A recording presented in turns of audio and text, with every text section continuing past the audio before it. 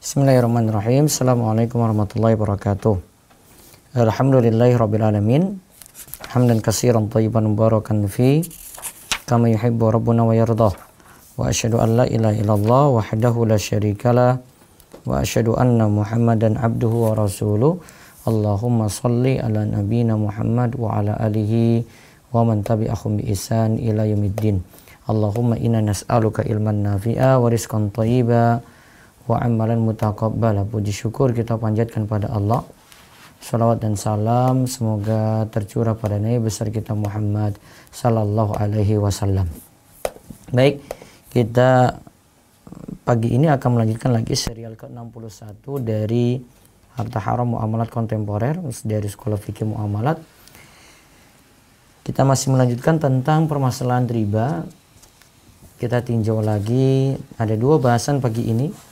Di halaman 500 dari cetakan ke-23, dampak riba terhadap keabsahan akad penerbitan kartu kredit dan kartu kredit syariah. Baik, silakan dibaca.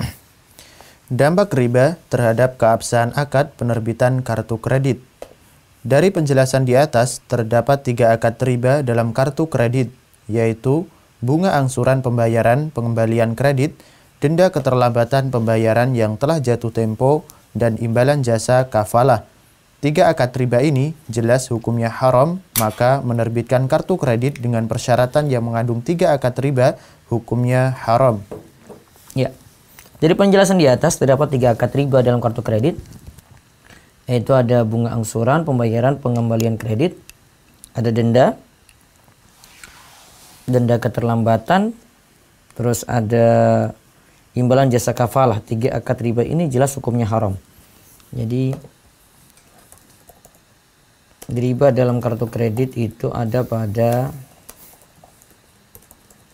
1. Bunga angsuran pembayaran pengembalian kredit. Terus yang kedua sudah ada denda keterlambatan yang telah jatuh tempo. Yang ketiga, imbalan jasa kafalah. Adapun kemarin yang sistem ijarah itu ya selama itu fee untuk bank dengan syarat penjual barang tidak menaikkan harga barang terlebih dahulu, maka tidak masalah. Nah, sekarang maka menerbitkan kartu kredit dengan persyaratan yang mengandung 3 akad riba ini hukumnya haram. Ya, terus. Haramnya menerbitkan kartu kredit yang mengandung 3 akad riba di atas ditegaskan oleh Al-Majma' Al-Fiqhi Al-Islami, Divisi Fikih Oki dalam keputusan nomor 108 dalam kurung 2/12 tahun 2000 yang berbunyi, tidak boleh menerbitkan atau menggunakan kartu kredit tanpa jaminan rekening deposito apabila ada persyaratan penambahan bunga riba, sekalipun calon pemegang kartu bertekad melunasi kewajiban pembayaran pengembalian kredit pada waktu tenggang yang dibolehkan. Namun, apakah keharaman ini berdampak kepada tidak sahnya seseorang menggunakan kartu kredit dalam kondisi sangat mendesak?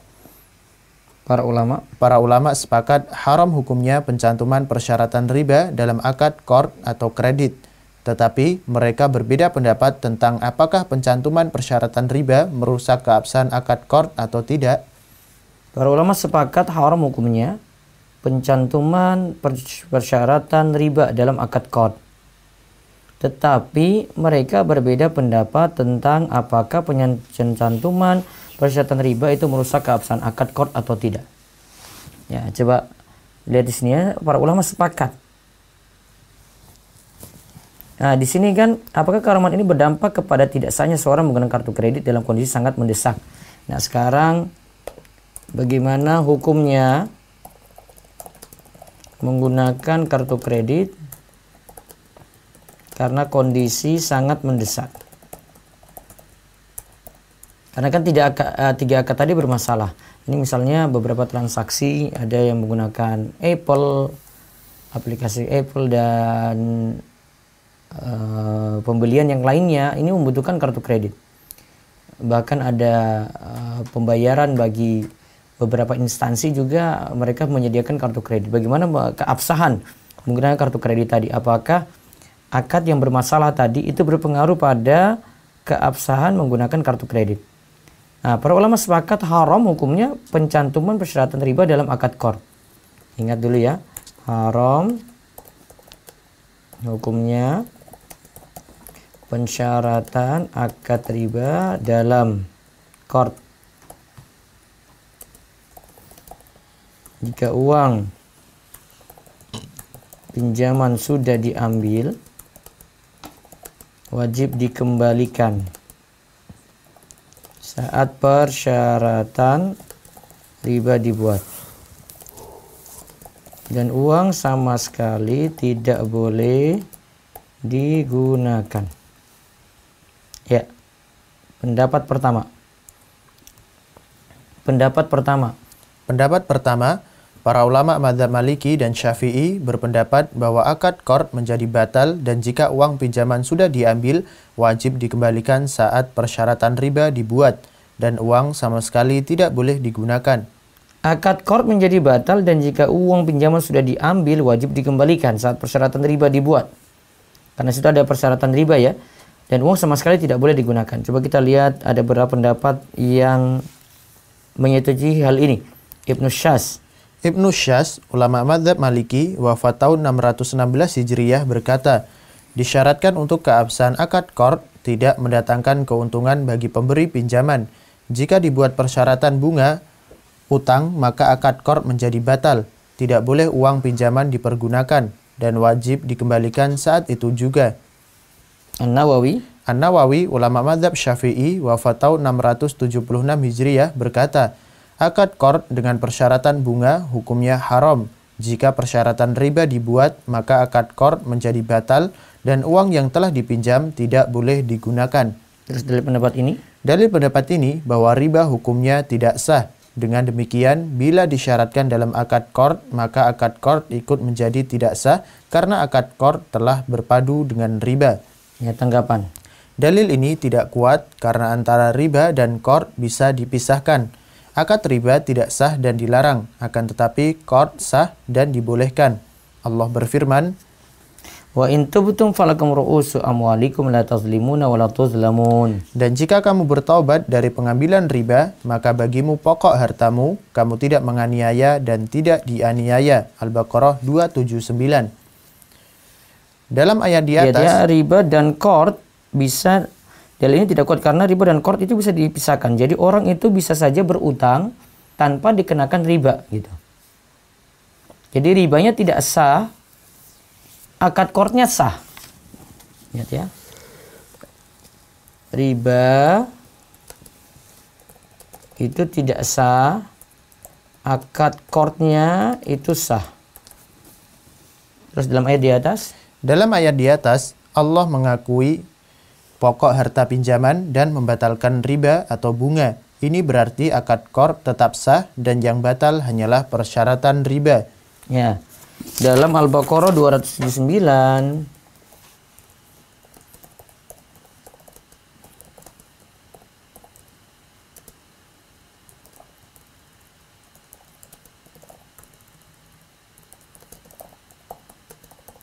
Allah mengakui pokok harta pinjaman dan membatalkan riba bunga. Ini berarti akad qard tetap sah dan yang batal hanyalah persyaratan riba. Ya. Pendapat kedua, para ulama mazhab Hanafi dan Hambali berpendapat bahwa persyaratan riba tidak sah dan tidak wajib dipenuhi, akan tetapi akad qard sah. Ya, terus. Al-Buhuti, ulama mazhab Hambali, wafat tahun 1051 Hijriyah berkata, akad qard tidak batal disebabkan keberadaan persyaratan yang tidak sah. Para ulama ini berdalil dengan hadis bahwa Barirah, seorang budak perempuan, akan dimerdekakan oleh tuannya jika ia membayar uang sebanyak 9 ukiyah, kurang lebih 1071 gram emas 24 karat. Maka ia mendatangi Aisyah radhiyallahu anha untuk menebusnya. Aisyah berkata, "Jika tuanmu memindahkan perwalianmu untukku, maka aku bersedia menebusmu." Barirah memberitahukan kepada tuannya apa yang diinginkan Aisyah. Ternyata mereka menolak persyaratan Aisyah. Aisyah memberitahukan kasus Barirah kepada Nabi Shallallahu Alaihi Wasallam. Maka Nabi Shallallahu Alaihi Wasallam bersabda, "Ibta'iha fa'atikiha fa innal wala'a liman a'taqa." Bayarlah tebusannya, lalu merdekakan. Sesungguhnya perwalian hanyalah milik orang yang memerdekakan. Hadis riwayat Bukhari. Terus dalam hadis di atas, Nabi Shallallahu Alaihi Wasallam tidak menganggap persyaratan perwalian tetap berada di tangan Tuan Barirah karena persyaratan tersebut tidak sah dan menyuruh Aisyah tetap membeli dan memerdekakannya dan perwalian menjadi milik Aisyah. Ini berarti bahwa sebuah akad yang sah namun bergabung dengan persyaratan yang tidak sah, maka ketidakabsahan persyaratan tidak berdampak apapun terhadap keabsahan akad. sebuah akad yang sah namun bergabung dengan persyaratan yang tidak sah, maka ketidakabsahan persyaratan tidak berdampak apapun terhadap keabsahan akad. Jadi seperti tadi disebut riba itu tidak sah, akad qardnya itu sah. Terus berdasarkan pendapat kedua yang mengatakan bahwa akad qard sah dan yang batal hanyalah persyaratan riba, maka dalam keadaan yang mendesak, seseorang dibolehkan menggunakan kartu kredit dengan syarat dia yakin mampu melunasi pengembalian kredit pada waktu yang tidak dikenakan bunga ataupun penalti. ingat ya, dalam keadaan mendesak, seseorang dibolehkan menggunakan kartu kredit dengan syarat dia yakin mampu melunasi pengembalian kredit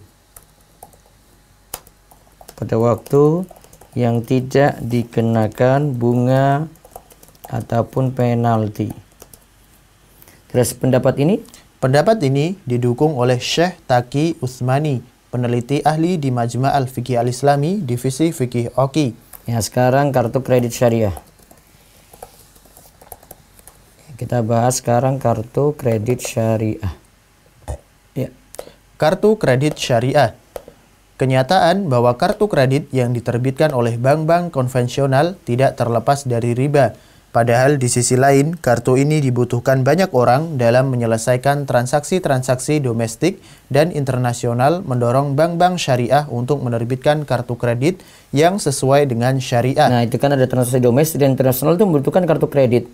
Sehingga penting untuk memberikan kartu kredit syariah. Terus pada tahun 2000, AAOIFI yang berpusat di Bahrain mengeluarkan panduan produk bank syariah tentang kartu kredit. Di Indonesia, pada tahun 2006, DSN mengeluarkan fatwa nomor 54/DSN MUI /10/2006 tentang syariah card yang mengatur tentang ketentuan umum kartu kredit syariah. ya, di antaranya 1. Tidak menimbulkan riba. Ingat, 1. Tidak menimbulkan riba. 2. Tidak digunakan untuk transaksi yang tidak sesuai dengan syariah. Tidak digunakan transaksi yang tidak sesuai dengan syariat.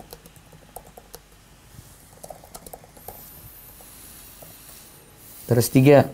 Tidak mendorong pengeluaran yang berlebihan atau israf dengan cara antara lain menetapkan pagu maksimal pembelanjaan. Nah, tidak mendorong pengeluaran yang berlebihan atau israf dengan cara antara lain menetapkan pagu maksimal pembayaran. 4. Pemegang kartu utama harus memiliki kemampuan finansial untuk melunasi pada waktunya. Pemegang kartu utama harus memiliki kemampuan finansial untuk melunasi pada waktunya. Ya, terus 5. Tidak memberikan fasilitas yang bertentangan dengan syariah. Tidak memberikan fasilitas yang bertentangan dengan syariat. Ya. Di Saudi Arabia, pada tahun 1990, bank syariah tertua di negeri itu, Ar-Rajhi Bank, mengeluarkan kartu kredit Visa bebas riba.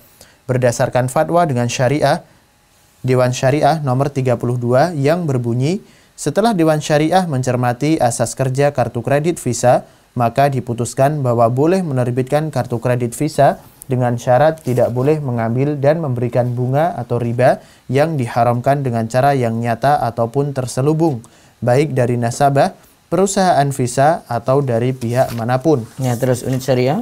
Unit Syariah Bank Samba atau Citibank Saudi Arabia juga mengeluarkan kartu kredit Al-Khair, dan unit Syariah Bank Ahli mengeluarkan kartu kredit At-Taisir. Ya. Fungsi kartu kredit sebagaimana lazimnya kartu kredit yang lain dapat digunakan sebagai alat bayar pembelian barang atau jasa dan juga dapat digunakan untuk menarik uang tunai tanpa persyaratan harus membuka rekening deposito atau tabungan sebagai jaminan. Ya. Pengembalian kredit pada kartu Al-Khair dan At-Taisir dapat dilakukan dengan dua cara. Ya, satu. Pelunasan kredit sekaligus sebelum berakhir masa tenggang. Nah, pengembalian kredit kartu Al-Khair dan At-Taisir dapat dilakukan dengan dua cara. Ya, pelunasan kredit sekaligus sebelum berakhir masa tenggang. Ya, dua. Jika waktu tenggang berakhir belum juga dilunasi, maka bank melakukan transaksi tawarruk munadzam dengan nasabah dengan cara menjual barang yang telah dimiliki bank kepada nasabah. Lalu nasabah mewakilkan bank untuk menjualkan barang tersebut di pasar komoditi. Uang hasil penjualan digunakan bank untuk menutupi saldo kredit yang telah digunakan dan nasabah memiliki utang baru kepada bank dengan tempo waktu yang lebih mundur. Jadi untuk mengatasi tenggang, jika waktu tenggang itu berakhir, maka bank itu punya barang. Lalu nasabah mewakilkan bank untuk menjualkan barang tersebut di pasar komoditi. Nah, uang hasil penjualan itu digunakan bank untuk menutupi saldo kredit yang telah digunakan. Dan nasabah memiliki utang baru kepada bank dengan tempo waktu yang lebih mundur lagi. Nah, ya, terus sebagai ilustrasi. Sebagai ilustrasi, nasabah A, pemegang kartu kredit bank B, mempunyai kredit yang wajib dilunasi ke bank yang jatuh tempo pada tanggal 1 Januari 2012 sebanyak 100 juta rupiah. Saat jatuh tempo yang telah ditetapkan, A belum juga mampu mengembalikan kredit yang telah digunakannya. Bank B adalah bank syariah, tidak menerapkan denda keterlambatan. Akan tetapi, bank melakukan transaksi tawarruk munadzam terhadap nasabah. Bank B menjual kepada nasabah A sebuah barang tambang dengan cara tidak tunai yang jatuh tempo pelunasannya pada tanggal 1 Juli 2012 seharga 110 juta rupiah. Kemudian nasabah mewakilkan kepada bank untuk menjualkan barang tersebut di pasar komoditi internasional secara tunai. Misalnya, barang tersebut terjual dengan harga 100 juta rupiah. Uang hasil penjualan barang tersebut diambil oleh Bank B untuk menutupi utang. Dan nasabah A memiliki utang baru sebanyak 110 juta rupiah yang jatuh tempo pada tanggal 1 Juli 2012 sebagai utang pembelian barang tambang. Ya. Nah, lihat di sini ada catatan di sini. Apakah tawarruk munazzam tadi dibolehkan ataukah tidak? Baca. Cara pengembalian kredit ini ditentang oleh para ulama karena hakikatnya hanyalah pelegalan riba dengan cara yang lebih rumit yang dikenal dalam istilah fikih qalbud dain. Ya. Hakikat tawarruk munadzam adalah pada saat nasabah tidak mampu melunasi utang 100 juta rupiah pada tanggal 1 Januari 2012, dibuat utang baru sebanyak 110 juta rupiah. 100 juta rupiah menutupi utang awal, sedangkan 10 juta adalah bunga utang yang jangkanya menjadi lebih lama, yaitu jatuh pada 1 Juli 2012. Jadi sebenarnya ada tambahan 10 juta rupiah tadi. Jadi ketika 100 juta tidak bisa dilunasi, dibuatlah utang baru dengan tadi ya mewakilkan bank menjualkan barang tapi harganya 110 juta rupiah. Nah, 100 juta rupiah ini menutupi utang awal, sedangkan 10 juta itu adalah bunga utang yang jangkanya menjadi lebih lama. Jadi sebenarnya ada tambahan 10 juta rupiah karena tambahan waktu. Terus maka pada akhir tahun 2003, Al-Majma' Al-Fiqhi Al-Islami, Divisi Fikih Rabithah Alam Islami, telah mengeluarkan keputusan hasil muktamar yang mengharamkan tawarruk munadzam ini. Ya, taib. Tawarruk munadzam ini diharamkan oleh Al-Majma' Al-Fiqhi Al-Islami, Divisi Fikih Rabithah Alam Islami. Baik, selanjutnya itu tentang surat berharga. Saya pending, nanti digabungkan dengan saham tentang saham istimewa, terus obligasi. surat perbendaharaan negara, suku ijarah, suku retail Indonesia, sertifikat deposito, surat wesel.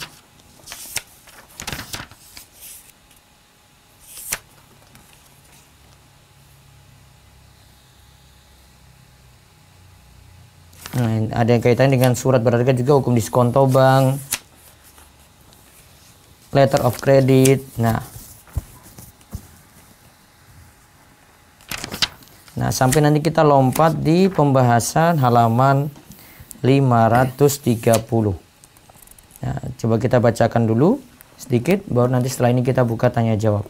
Baca sak halaman di halaman 530 untuk pembukaan. Pembahasan akan dibahas Kamis dan Jumat. 530. Pelunasan utang jangka panjang dengan mata uang terkena hiperinflasi.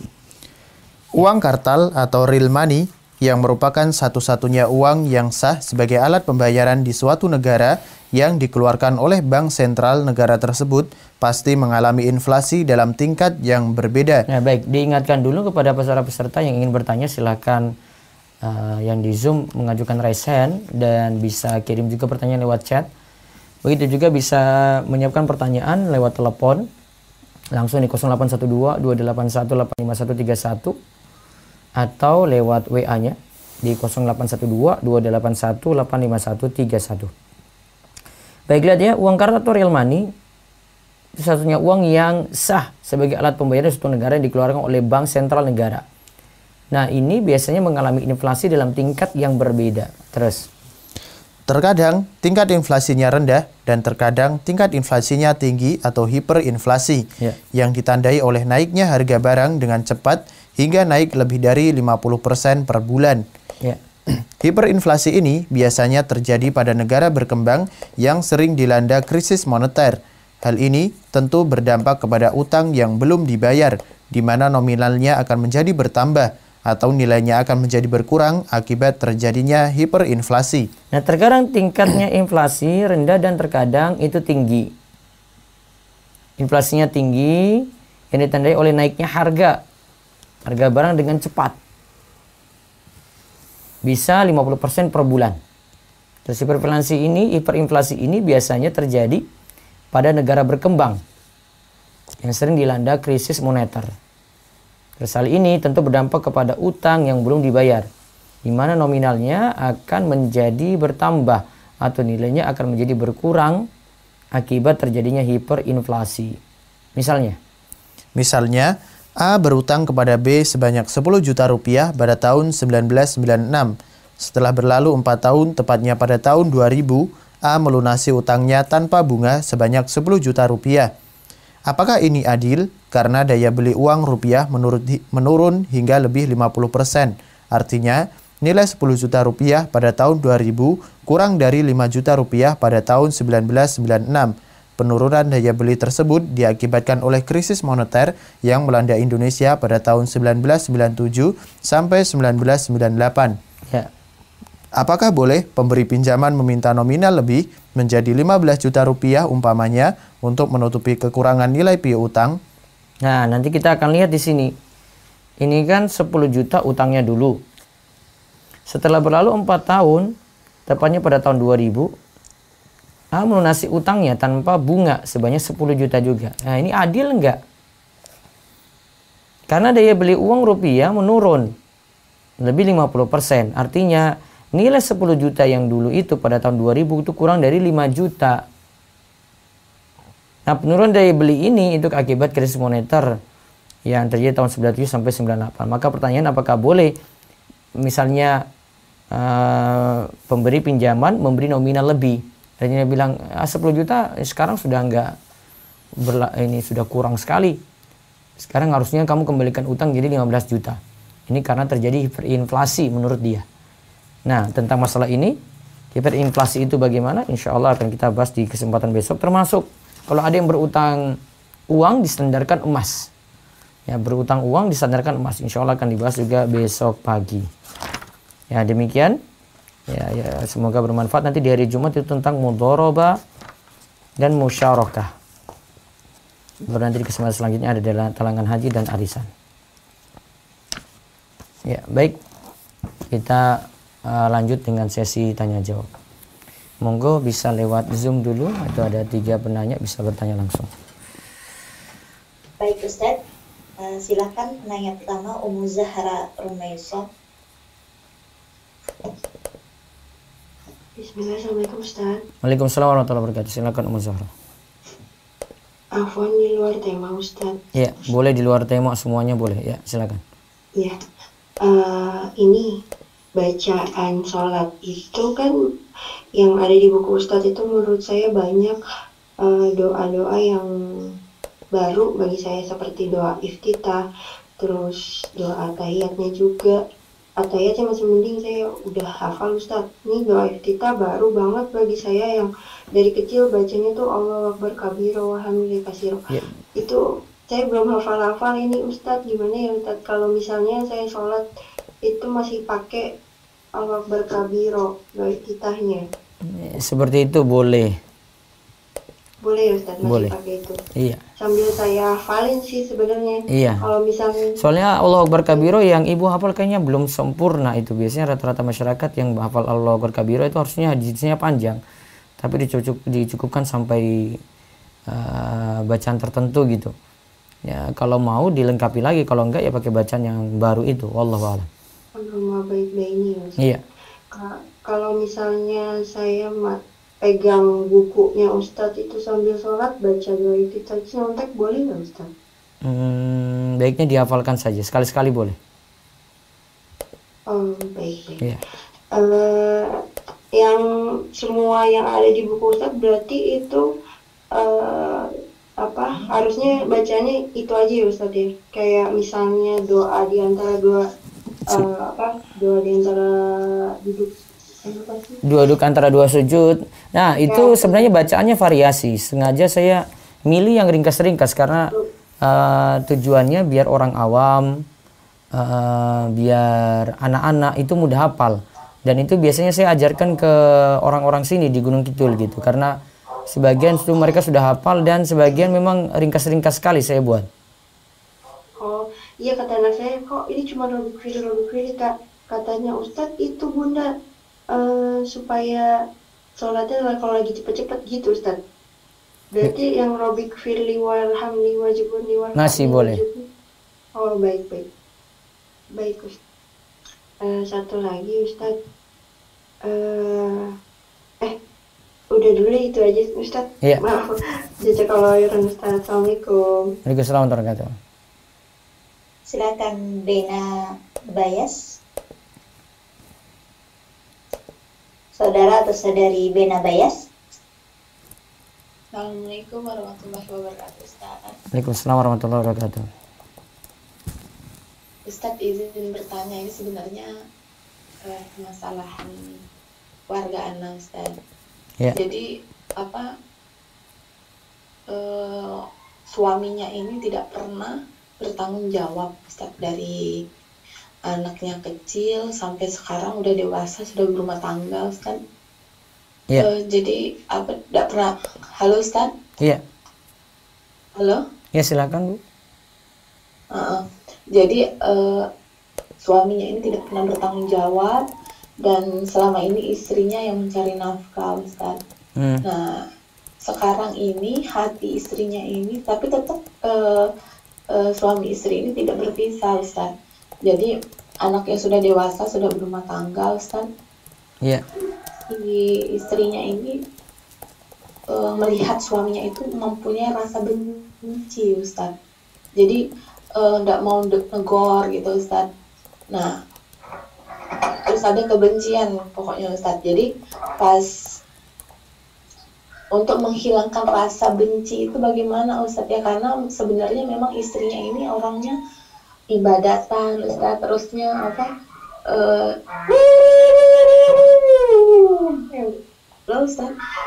Iya itu colong yang Bagaimana rasa menghilangkan rasa benci ini Ustaz.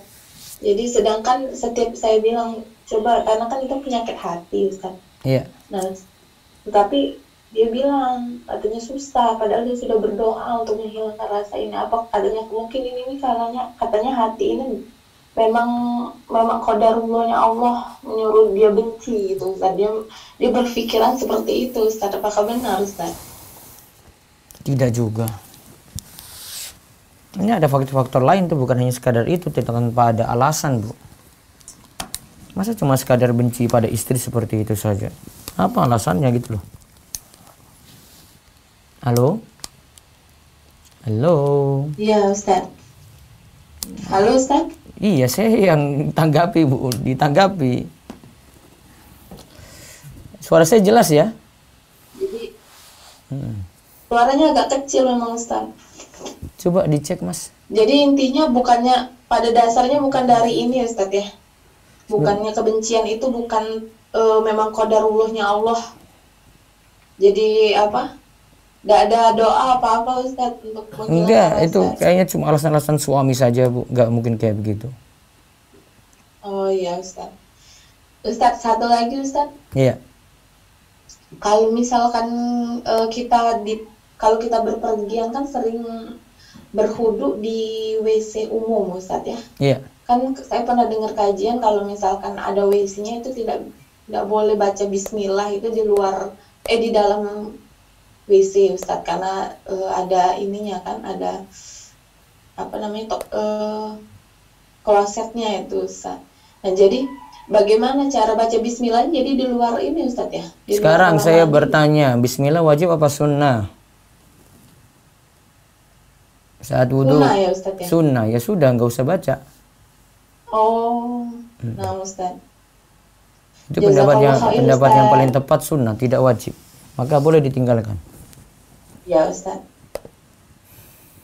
Jazakallah khair Ustaz. Wassalamualaikum warahmatullahi wabarakatuh. Waalaikumsalam warahmatullahi wabarakatuh. Terus satu lagi sebelum ke chat, monggo. Baik Ustaz, silahkan Bapak Herman Sugiharto.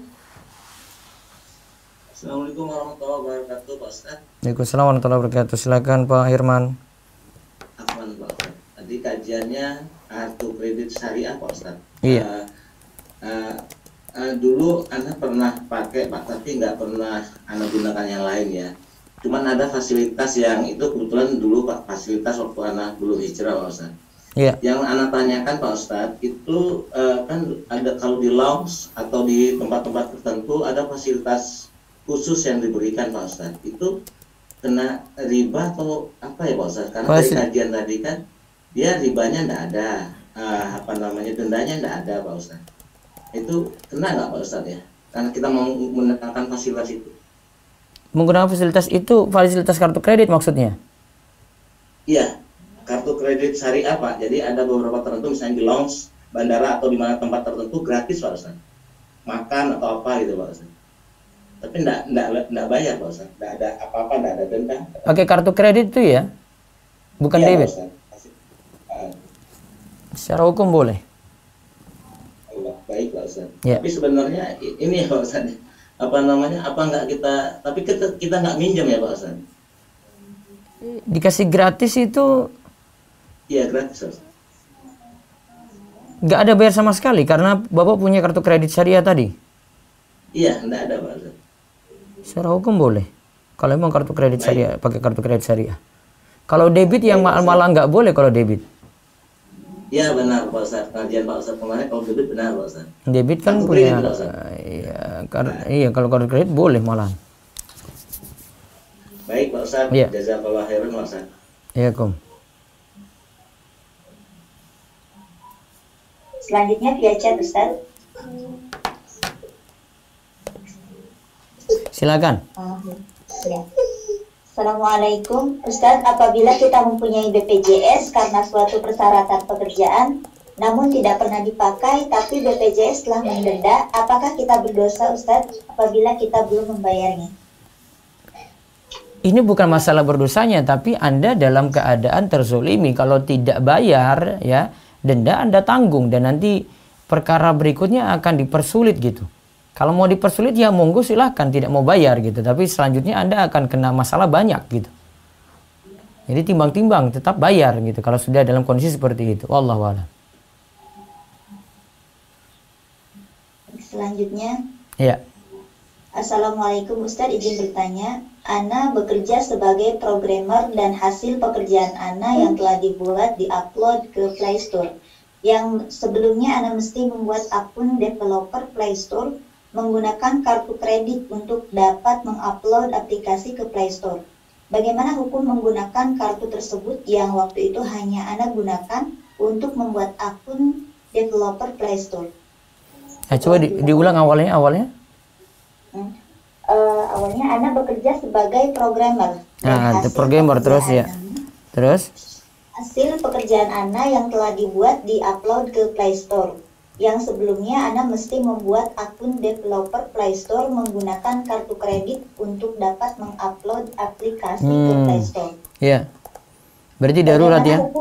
Terus. Bagaimana hukum menggunakan kartu tersebut yang waktu itu hanya Ana gunakan untuk membuat akun developer Play Store? Nah, saran saya cari kartu kredit syariah atau kartu kredit yang sistemnya debit dulu. Ada di beberapa bank, kalau itu mau dengan keterpaksaan, bisa sistemnya debit dulu itu ada. Jadi tanam saldo dulu di situ, kemudian fasilitasnya itu digunakan. Itu tidak masalah. Atau enggak cari kartu kredit syariah, di beberapa bank syariah bisa dimanfaatkan dulu. Wallahu alam. Kalau keadaan darurat seperti itu. Satu lagi dari Zoom. Nah, Ustaz. Afwan izin bertanya Ustaz, apa perbedaan bank syariah dan non syariah? Adakah bank atau tempat yang tidak memakai riba atau bunga, Ustaz? Sistem apakah pembayaran uang? Terus? Apakah pembayaran uang di salah satu market yang lebih itu untuk supermarket itu termasuk riba? Syukran jazakallah khairan. Kalau yang pertama itu ada dua pertanyaan ya. Yang pertama itu ini sistem di negara kita ya yang tidak bisa mengkondisikan lepas dari riba gitu ya. Kemudian yang kedua, kalau yang kedua tadi apa? Market yang? Yang kedua market, apakah pembayaran uang di salah satu market yang lebih itu untuk supermarket itu termasuk riba? Tidak, jual beli itu. Baik, satu lagi lewat chat. Baik Ustaz.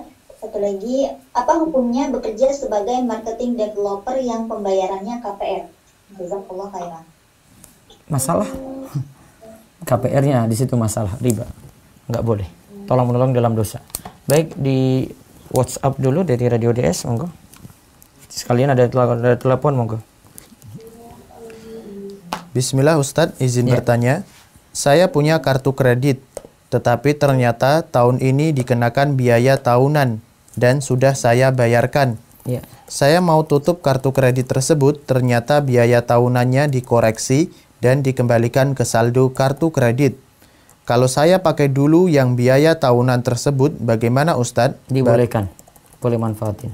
Ya, terus yang kedua. Jika sebuah yayasan tahfidz menerima pendaftaran dan mewajibkan para orang tua untuk ikut kelas tajwid agar bisa membimbing anaknya di rumah dan pembiayaan tersebut di-include dalam pendaftaran dan biaya bulanan, apa itu termasuk pemaksaan? Tidak, itu justru untuk kebaikan untuk orang tua. Karena pendidikan yang utama bukan dari pesantren. Pendidikan utama itu dari orang tua langsung kepada anak. Terus. Bismillah, Ustadz izin bertanya, bolehkah membayar hutang riba maupun non-riba dengan harta haram? Semisal dengan pendapatan dari YouTube dan lain-lain. Apakah ini termasuk darurat? Ya, coba diulang. Bolehkah membayar hutang riba maupun non-riba dengan harta haram? Semisal tidak boleh dana riba untuk kepentingan pribadi. Bayar utang dengan dana riba, utang pribadi tidak boleh. Terus. Bagaimana hukumnya tinggal di rumah hasil dari pekerjaan ribawi dan dibeli secara KPR di bank konvensional? Apakah apabila dijual, apakah uang hasil penjualannya boleh dimanfaatkan? Dibeli KPR dari bank konvensional beda ya, kalau sudah lunas sudah jadi milik. Tetapi kalau dia dapat rumah dari hasil KPR, itu jadi miliknya. Jadi sesuatu yang sudah dimiliki, coba awalnya tadi apa? Yang awal. Diulang. Afan Ustadz, di luar tema, bagaimana hukumnya tinggal di rumah hasil dari pekerjaan ribawi? Nah, hasil dari pekerjaan riba. Dia kalau tidak punya rumah lain, maka dia boleh tinggal di situ. Apalagi kalau dia dinyatakan ya, tidak punya kemampuan apa-apa lagi kecuali harta haram. golongan miskin dia masih boleh memanfaatkan dana riba. Kalau yang lainnya tidak dibolehkan. Kalau punya kemampuan, dia punya rumah yang lain, maka rumah ini dia tinggalkan. Wallahu alam. Terus. Izin bertanya Ustadz, Ya. bagaimana hukumnya seseorang yang tidak pernah mandi wajib? Ibu Ana tidak pernah mandi wajib. Ana pernah menanyakan hal tersebut. Namun kondisi Ibu Ana sekarang sudah tidak haid lagi dan matanya juga sudah rabun. Bagaimana itu Ustadz? Ya mungkin karena kondisi nggak mungkin mandi wajib lagi. Haid enggak. Sudah tua juga nggak ada mimpi-mimpi basah mungkin. Ya kenapa bingung dengan itu? Ya, kan mandi wajib ada sebab. Sebabnya karena haid, berhenti haid, nifas. Kalau untuk perempuan ya, terus karena hubungan intim, karena mimpi basah, ya karena melahirkan, dan yang terakhir itu karena kematian, yaitu ada mandi untuk jenazah. Terus, jika kita mempunyai tabungan rekening wadiah, ya, apakah boleh memanfaatkan untuk membayar listrik? wadiah untuk bayar listrik boleh. Ya. Baik, telepon silakan. Halo, assalamualaikum. Mau bertanya? Iya silakan. Iya silakan. Nah, gini Ustaz, apakah ada yang namanya riba dalam pekerjaan? Misalnya gini Ustaz, misalnya si A berutang sama saya 400.000, tapi kemudian dia saya menyuruh dia melakukan pekerjaan yang di luar pekerjaannya dia, Ustaz. Ya. Ulang. Ada riba tuh, Ustaz? Coba diulang Pak, diulang. Misalnya si A berhutang sama saya 400.000, tapi kemudian saya menyuruh dia pekerjaan yang sebelum dia berhutang kepada saya tidak pernah saya suruh pada dia untuk mengerjakannya. Ya. Dan dia mungkin ada perasaan terpaksa mengerjakannya karena berhutang budi sama saya, karena meminjamkan duit. Ya, terus Nah, kira-kira itu ada riba nggak di situ, Ustaz? utangnya kembali berapa? Utangnya tetap kembali sama 400.000. ya, Bapak dapat jasa itu gratis berarti. Iya. Ya, riba. Oh, itu riba, Ustaz, ya? Iya. Manfaat untuk Bapak. Oke. Kecuali Bapak 400.000 tadi nanti dia kembalikan, kurangi dengan jasa dia kerja tadi. Oh, oke. Iya. Misalnya jasa dia kerja dihargai 200.000, berarti dia cuma bayar 200.000 saja. Oke. Bapak tidak boleh nerima jasa dia gratis. Oh, oke. Iya. Oke, terima kasih, Ustaz. Iya. Waalaikum. Baik, baca lagi lewat WhatsApp. Ustadz mau tanya, bagaimana hukumnya bekerja di BPJS Ketenagakerjaan?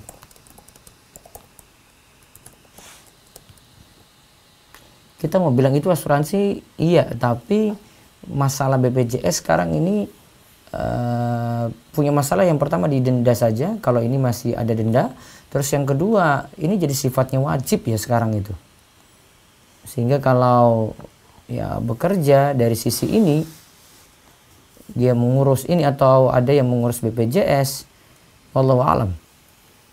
Saya pending terlebih dahulu. Ya, terus. Bolehkah kita mengajukan UMKM kepada bank pemerintah dalam keadaan ekonomi masa pandemi seperti ini? Ya, berarti pinjam uang dari bank itu. Cari modal dari bank, nanti dikembalikan lebih. Tidak dibolehkan. Bersabar dengan cari yang halal. Ya, terus. Izin bertanya Ustadz, Ya. jika berjualan online sambil menjadi marketer, apakah boleh? Boleh. Dia posisi punya barang, sekaligus dia jadi marketer atau dropshipper, boleh. Terus. Mau bertanya, apa hukumnya membeli barang elektronik secara online? Setahu saya, ada pihak yang bisa melebur barang-barang bekas atau rongsokan elektronik seperti HP, komputer, dan lain-lain menjadi emas, menandakan di dalam komponen-komponen produk elektronik terdapat emas, walau mungkin jumlahnya sedikit. Iya kan, emasnya kan bukan pokok. Jadi bukan jual beli emas di situ, namun jual beli barang elektronik dalamnya ada emas. Emas ikutan. Kalau yang dibeli pokok itu barangnya, emasnya ikutan, maka tidak masalah. Tidak disyaratkan harus yadan biyadin. Ya, karena yang dilihat yang jadi tinjauan itu yang pokoknya, bukan yang ikutan emasnya tadi. Terus. Bagaimana jika saya menjual kaos berdesain gambar, di mana saya tidak memiliki barang, bukan juga yang memproduksi atau menyablon kaos, dan juga bukan wakil, tetapi desain gambar tersebut saya yang membuatnya. Terus kalau ada yang pesan, ya kan baru dibuat. Nah itu namanya istisna. Kalau keadaannya seperti ini boleh DP di depan, boleh nanti bayar termin beberapa kali, atau boleh bayar di belakang. Ya, terus. Sudah, Ustaz. Baik, lewat Zoom silakan. Bisa yang resen dulu. Baik Ustadz, silakan Ibu Suci Eka. Assalamualaikum Ustadz. Ya, waalaikumsalam warahmatullahi wabarakatuh. Ustadz, saya mau tanya, jadi suami saya itu suka pakai kartu kredit untuk keperluan kantor atau perjalanan dinas. Nah nanti misalkan tiket pesawat, terus jamuan makan, hotel, itu nanti dirembes, diklaim ke kantor, baru dibayarkan ke kartu kreditnya. Nah itu boleh gak? Boleh kalau darurat. Kalau darurat? Iya, nggak ada cara lain. Iya, karena kantor Terus biasanya menyarankan seperti itu. Karena Iya. soal dalam 1 bulan itu bisa lebih dari 5 kali untuk perjalanan dinas ya Ustadz. Iya, boleh. Lalu ada satu lagi Ustadz. Iya. Boleh nggak pakai fasilitas di kartu debit? Misalkan kita nyimpan uang di situ berapa puluh juta gitu. Nah nanti kita dapat fasilitas untuk transfer. Lalu kalau kita isi pulsa, bayar listrik, kita dapat cashback dari situ. Tabungannya tabungan syariah Ustadz. Cashback karena apa? Cashback itu karena itu kan jual beli. Bisa jadi karena jual belinya, bisa jadi karena pakai karena kita punya saldo di situ. Ada dua kemungkinan. Jadi cashback-nya itu dapat misalkan dalam sebulan kita belanja pakai kartu debit itu nominal 1 juta. Nah cashback itu dapat dari persentase belanjanya itu Ustadz. Kalau seandainya tidak pakai kartu debit, belanjanya dapat cashback seperti itu enggak? Enggak. Tidak. Kan belanjanya. Halo. Jadi suaranya putus-putus ya. Halo Ustaz. Suaranya putus ya. Halo. Iya. Jadi dapat cashback itu karena kita menyimpan sejumlah uang di tabungan itu Ustaz. Nah, berarti kalau tabungannya di situ tidak ada bagaimana? Nggak dapat cashback, terus nggak dapat, misalkan kita isi pulsa nih, kan kalau isi pulsa Telkomsel ada biaya 1.500 nih Ustaz. Iya. Nah nanti kalau ada saldonya di situ sejumlah misalkan 100 juta. Nah nanti biaya adminnya itu, biaya admin bayar pulsa, isi listrik itu dibalikin lagi ke kita. Karena Terus kita nyimpan sejumlah uang di situ. Uang berapa baru dapat cashback? Saldo minimumnya itu sekitar 100 juta. Tidak boleh berarti. Itu, tidak boleh. Riba. Fasilitas gratis transfernya gimana Ustaz? Kalau itu karena tabungan, maka itu manfaat dari utang piutang, tidak dibolehkan dimanfaatin. Oke, berarti uang hasil cashbacknya dipisahin dong Ustaz? Iya, dikeluarkan. Oke, baiklah. Terima kasih Ustaz. Ya. Assalamualaikum. Waalaikumsalam warahmatullahi wabarakatuh. Baik, yang kedua silakan. Silakan Saudara Syafiq Syafaat. Assalamualaikum. Waalaikumsalam warahmatullahi wabarakatuh. Tanya kalau sholat Jumat, sholat berjamaah, makmum ikut baca Sami'allahu liman hamidah atau Rabbana walakal hamd. Kalau kami memilih pendapat seperti di buku kami 25 langkah bisa sholat, makmum juga membaca Sami'allahu liman hamidah lalu dilanjutkan Rabbana walakal hamdu. Ini jadi pendapat Imam Nawawi. Imam Nawawi katakan bahwasanya ya makmum tidak disebut di dalam hadis, bukan berarti makmum tidak baca lagi, makmum tetap baca Sami'allahu liman hamidah. Ya, seperti itu. Satu lagi Ustaz. Iya. Kalau misalnya kita sholat fardu sendiri deh, itu takbirnya keras kan tidak kalau sholat duhur? Ya bisa, yang penting didengar sendiri. Oh, ya Ustaz. Ya. Makasih Ustaz. Jadi satu lagi silakan dari raise hand di Zoom. Silakan Abu Janesha.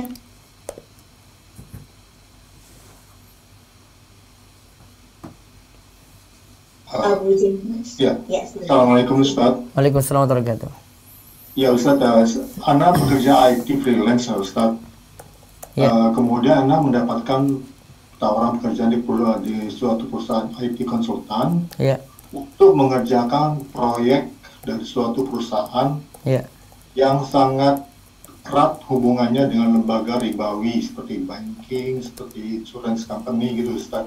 Gimana hukumnya Ustaz? Nggak usah dibantu. Nggak usah dibantu? Iya. Baik, makasih Ustaz. Baik, berikutnya lagi satu lewat SN. Silakan Bobi Chandra Wibowo. Assalamualaikum Ustaz. Waalaikumsalam warahmatullahi wabarakatuh. Ya, saya mau nanya ini. Suami saya kan kerja, kemudian gajinya itu untuk keperluan dari tempat kerja dibukakan rekening bank konvensional. Jadi untuk sementara kita kan tinggal di pulau menggunakan bank konvensional itu gimana ya Ustaz? Kalau keterpaksaan saja, kalau masih bisa ditarik uangnya dipindahkan ke rekening syariah lebih bagus. Oh iya, jazakallah khair Ustaz. Iya, wayakum. Baik, dibacakan dulu lewat chat. Baik Ustaz. Ustaz, di sekolah tempat kami bekerja, pihak yayasan pesantren meminta pegawainya untuk melaporkan ibadah harian ke pihak yayasan dengan mengisi aplikasi seperti ibadah sholat 5 waktu, tahajud, sholat duha, dan lain-lain. Bagaimana sikap kami mengingat untuk menjaga keikhlasan hati perlu berjuang sekuat tenaga. Sedangkan pihak yayasan meminta pegawai laporan harian yang mana ketika melaporkan ibadah berarti semua ibadah diketahui pihak lain. Sedangkan kita ingin menyembunyikan amalan. Ya resiko karena dia berada di instansi atau dia bekerja atau mungkin ada seorang pelajar di sekolah begitu ya sudah dalam rangka niatin saja untuk belajar ya namun tetap berusaha untuk niatnya ikhlas karena Allah. Terus yang kedua, ada keluarga yang mendapatkan bantuan dari pemerintah berupa mobil pertanian. Mobil tersebut diperuntukkan oleh pemerintah untuk kelompok tani. Akan tetapi karena bapaknya termasuk petani di desanya, enggan untuk mengurus dan bertanggung jawab operasionalnya sehingga dia serahkan kepada anaknya pribadi. Sampai sekarang mobil tersebut masih terus dipergunakan dan hasilnya sebagian digunakan untuk biaya perawatan dan operasional. Sisanya untuk pribadi. Bagaimana status uang tersebut? Tidak boleh. Apakah uang diperuntukkan hanya boleh untuk pertanian saja, tidak boleh pakai pribadi. Wallahu a'lam. Bismillah, aku izin bertanya tentang menggadaikan sawah, Ustaz. Bagaimana hukumnya ketika kita menggadaikan sawah kita ke orang lain dengan harga tertentu? Dan ketika kita mengolah sawah tersebut, hasilnya dibagi dua. Apakah hal tersebut dibolehkan? Campur itu antara utang dengan cari untung, nggak bisa. Ada utang di situ, terus dia cari untung lagi lewat bagi hasil. Dua akad seperti ini, yang satu tabarru'at dengan mu'awadat itu tidak bisa digabungkan jadi satu. Maka Nabi SAW itu katakan, la yahilu salafu bay, tidak halal utang piutang dan jual beli. Satu akad cari untung, satu akad utang. Akad utang sifatnya tolong menolong, akad jual beli cari untung. Dua akad ini tidak boleh digabung. Kalau digabung, utang jadinya punya keuntungan, sedangkan utang yang punya keuntungan riba. Terus lewat chat lagi satu. Izin bertanya, apakah boleh harta dari orang tua, misalkan rumah penghasilan dari riba dan syubhat, digunakan anak untuk membuka yayasan pengajian? Dari orang tua, tapi itu dari hasil riba. Dari sisi zatnya boleh dimanfaatin ya, tapi tobat harus tahu kalau itu salah gitu. Seperti tadi kita bahas, utangnya sah, namun akad ribanya yang bermasalah, begitu. Wallahu a'lam. Jadi masih boleh dimanfaatin. Baik, kembali ke yang raise hand. Baik, silakan Bapak Teguh Zulhelmi. Ya, saudara Ustaz Teguh Zulhelmi. Assalamualaikum Ustaz. Waalaikumsalam warahmatullahi wabarakatuh. Izin bertanya Ustaz, Jadi kan saya ada melakukan DP untuk pembelian laptop, Ustaz. Jadi waktu yang saya tentukan untuk tanggal 15 ini, Ustaz. Jadi kemungkinan saya tidak bisa melunasi sisa uangnya. Apa saya bisa misalnya saya bayar sedikit dulu, Ustaz? Setelah saya lunas, sampai saya lunas, maksudnya saya cicil. Itu DP untuk apa, Pak? Untuk beli laptop, Ustaz.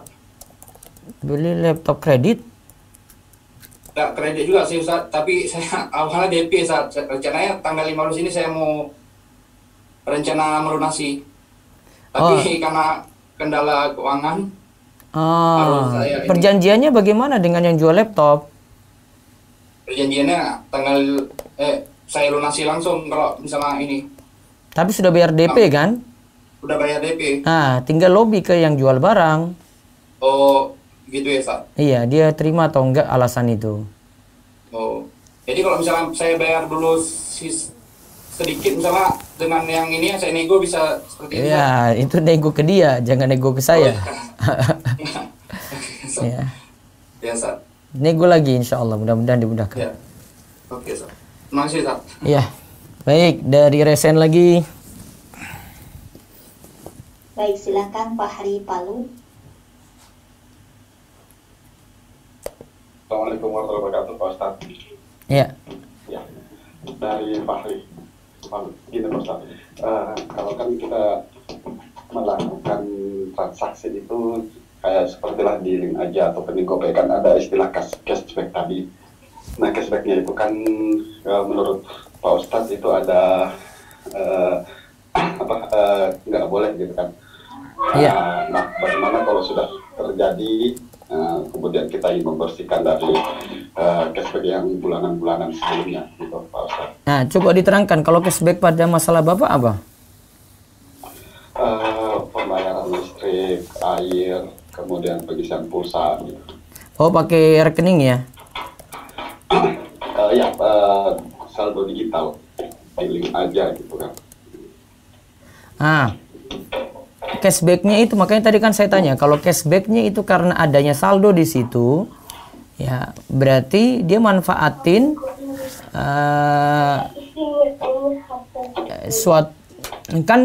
kalau simpanan itu kan akad kordon. Sebentar Pak, ada gangguan di belakang, saya agak terganggu nih. Oh iya betul Pak, simpanan akad. Ada simpanan, ada dana kita di situ. Iya.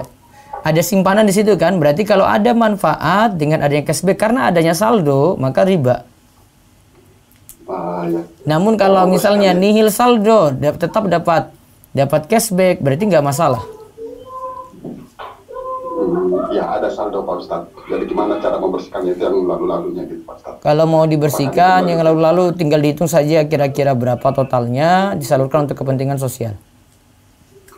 Salurkan kepentingan sosial ya? Iya. Masjid bisa Pak Ustadz? Masjid tidak boleh. Masjid dan kepentingan pribadi tidak boleh. Sosial Pak Ustadz. Iya. Okay. Baik Pak Ustadz, terima kasih. Baik, masih lewat Resen lagi, silakan. Silakan Saudara Adian atau Saudari Adian. Bismillah, afwan Ustaz. Iya. Izin bertanya mengenai bacaan ruku dan sujud. Oke. Apakah boleh baca Subhanakallahumma rabbana wa bihamdika Allahumma ighfirli? Boleh, itu bacaannya sama ruku dan sujudnya. Ada bahasanya di rumahisa.com. Baik Ustaz. Ya. Yang kedua, mau tanya mengenai LC, letter of credit. Jika kita bertransaksi dengan perusahaan di luar negeri, kemudian kita menggunakan fasilitas LC, tapi bukan dari bank syariah, karena mungkin bank syariah nggak punya fasilitas itu, apakah boleh Ustaz? Coba jelaskan transaksinya. Nanti akan kita bahas memang.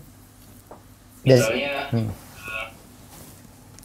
saya sebagai supplier mesin printer ingin membeli produk dari pabrik, katakan di Cina. Kemudian kita menggunakan fasilitas letter of credit.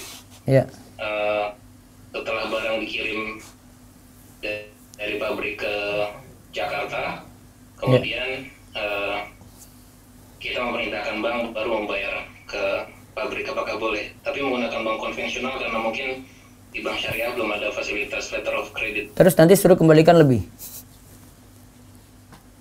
Enggak, bayarnya sesuai dengan nilai barang. Bank dapat untung apa?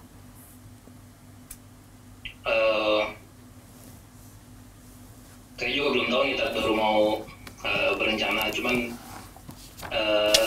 kalau melihatnya seperti itu, biasanya ada biaya administrasinya kali ya. Nah, itulah. Harus jelaskan detail. Jangan berhenti satu transaksi. Kalau situ ada utang, berarti tidak boleh dia minta lebih, jadi riba. Terus kalau di situ ada akad penjaminan, bank juga tidak boleh dapat fee. Kalau bank itu cuma sekadar menjamin, sama dengan kartu kredit ya. Kalau itu akad ijarah upah, nah ini nanti ada pembahasan lagi sendiri gitu. Kalau sudah ada dua masalah, ya sudah berarti letter of creditnya masalah. Halo? Iya. Jazakallah khairan. Waalaikumsalam. Baik, bisa selesaikan dua lagi yang lewat resen, silakan. Silakan Umu RR. Assalamualaikum Ustaz. Waalaikumsalam warahmatullahi wabarakatuh. Monggo. Apa Ustaz, ini saya mau menegaskan pertanyaan Pak Herman tadi Ustaz, mungkin saya yang ketinggalan materi mungkin. Yang masalah tadi Ustaz, kartu kredit yang katanya pas makan di lounge itu walaupun boleh ya katanya gratis karena halal ya Ustaz, boleh ngambil manfaat dari situ. Karena tidak hanya punya kartu masalah kredit, karena punya kartu kredit beda lagi, Ibu. Tapi masalah dia dapat manfaat dari kartu kredit, kan dia tidak punya simpanan. Iya. Maksud saya dia hanya punya tapi tidak dipakai gitu ya Ustaz. Iya. Beda jadi, kalau dia pakai kartu debit, masuknya dengan kartu debit. Nah, itu baru kena masalah. Nah, iya, yang saya mau tanyakan yang kartu debit ini Ustadz, yang maksudnya Ustadz kartu debit yang masalah atau haram itu, apa ngambil manfaat dari tabungan itu Ustadz? Iya. Bukan karena kartunya kan? Ya tentu karena ada tabungan di situ dong. Iya, paham saya Ustadz. Cuma yang maksud saya tanyakan, alhamdulillah kalau saya safar itu biasanya saya juga makan di lounge karena saya nggak punya kartu kredit, saya bayarnya pakai kartu debit Ustaz, tapi tidak mengambil manfaat dari nggak masalah. Nggak masalah berarti, nggak masalah, beda. Iya, saya hanya tidak bayar pakai beda cash, kalau masuk di situ karena punya kartu debit A ini, maka makannya gratis. Nah, nggak boleh. Oh iya, nah. Kalau dengan kartu debit, karena bayar dengan kartu debit, boleh gitu. Kan bayar, itu saldo kita. Iya. Cuma tidak pakai cash aja Ustaz, iya. pakai kartu aja. Iya. Maaf, ya. Pikiran saya seperti itu juga. Iya. Yang kedua boleh ya Ustaz? Iya, monggo Bu. Yang kedua, ini Ustaz, kemarin nih, beberapa hari yang lalu itu saya sholat zuhur bersama berjamaah dengan anak. Tiba-tiba saat rakaat kedua itu, saya itu berdiri, lupa duduk tasyahud awal. Iya, tahiyat awal. Saya tuh sholat ragu-ragu Ustaz, pas saat berdiri tuh kayak slow motion gitu Ustaz, yang lama ini rakaat kedua gitu. Tapi saya naik aja terus, tiba-tiba pas naik ke rakaat ketiga baru ingat, alhamdulillah saya belum tahiyat awal. Tapi saya laksanakan tahiyat awalnya di rakaat ketiga, boleh kayak? Nggak boleh. Jadi saya sholat zuhurnya 5 rakaat Ustaz. Nggak boleh. Ya, sudahlah, sudah terlanjur. Dengan sujud sahwi Ustaz. Iya, sudah lebih. Ibu sengaja lebih. Iya, karena ingatnya pas di rakaat ketiga nggak boleh. Kalau harusnya begini. Nanti kalau besok lupa lagi ya. Kalau besok lupa lagi, ini slow motionnya nanti ditanggapi begini. Ibu lupa tahiyat awal, sudah berdiri tegak, mau baca surat baru ingat, maka lanjut terus, tidak boleh kembali. Lanjut rokat ketiga, rokat keempat.